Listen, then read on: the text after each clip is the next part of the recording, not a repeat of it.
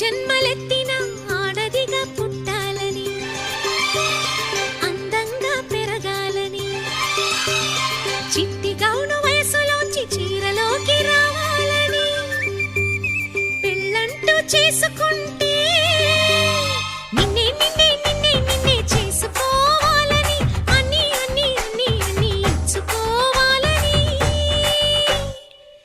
ఆశ ఆశ